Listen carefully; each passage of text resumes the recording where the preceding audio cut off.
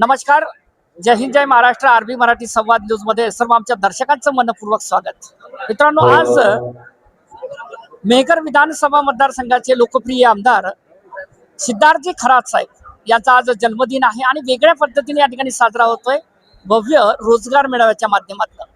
नुकतंच त्यांनी या ठिकाणी मागील विधानसभा मतदारसंघाच्या कार्यकाळामध्ये त्यांनी सांगितलं होतं की कुठेतरी युवकांना रोजगाराच्या वाटा उपलब्ध करून देणे हा अतिशय महत्त्वाचा मुद्दा आहे आणि तो मतदारसंघामध्ये आज प्रत्यक्षात त्यांनी उतरवलेला आहे त्यांच्या जन्मदिनी.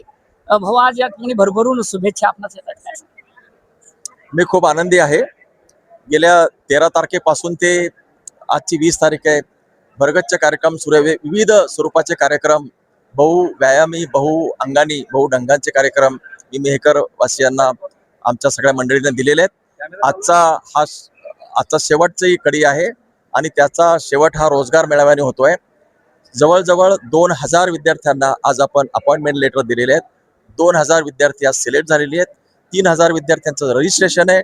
1000 जे राहिले त्यांना सुद्धा त्यांच्या लायकी, त्यांच्या आवडीच्या किंवा त्यांना पात्रतेनुसार त्या कंपन्या इथे नव्हत्या, त्याच्यामुळे त्यांची सुद्धा मी निवड करणार आहे. त्या निवडीसाठी त्यांचा प्रयत्न करणार आहे.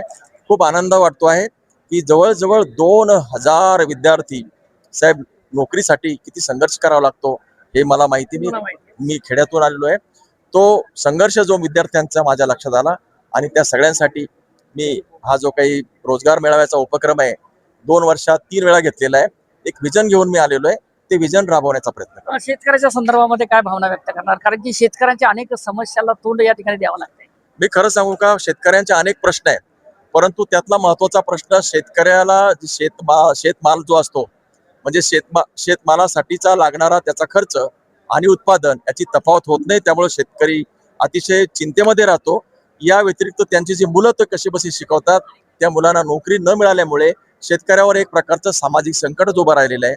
म्हणून त्या संकटातून त्याला थोडंफार रिलीव्ह करण्याचा प्रयत्न माझ्याकडून मी करण्याचा प्रयत्न करतो आहे आणि त्यातूनच हा रोजगार मेळाव्याचं आयोजन झालेलं आहे.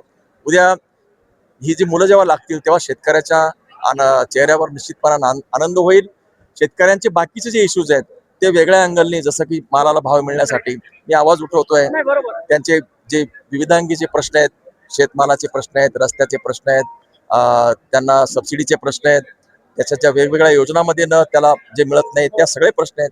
त्या सगळ्या प्रश्नावर मी चौफेर आवाज उठवण्याचं काम माझं सुरू आहे. उद्धव साहेबांची जी भूमिका आहे ती या ठिकाणी कणखर आलेली आहे. आता आपण बघतोय की वेगवेगळ्या अँगलनुसार या ठिकाणी चिन्हांच्या संदर्भामध्ये उद्धव साहेबांना जो वारसा आहे तो बाळासाहेब ठाकरे आणि प्रबोधनकार ठाकरेचा आहे.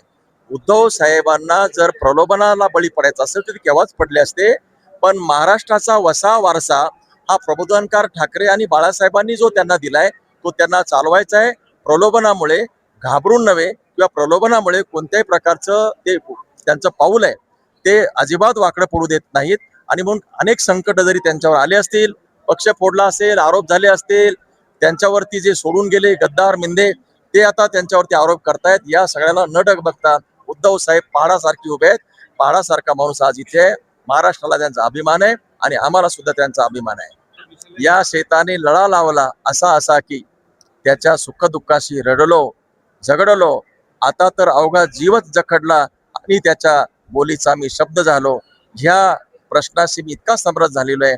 इथे यही जीना यही मरना. बरं, कार्यकर्त्यांना काही आव्हान, शेवटचा प्रश्न.